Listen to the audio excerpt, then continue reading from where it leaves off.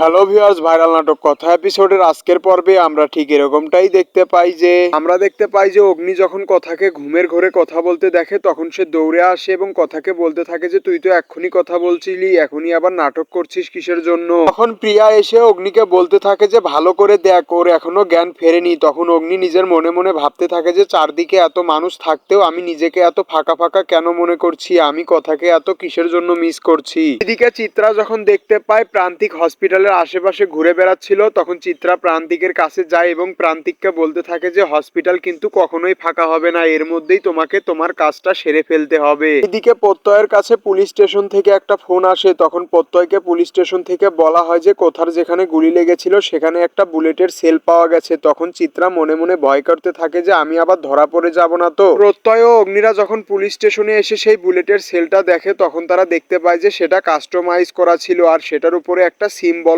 লেগে আছে। তো ভিউয়ার্স, এই ছিল আজকের কথা এপিসোডের ভিডিও।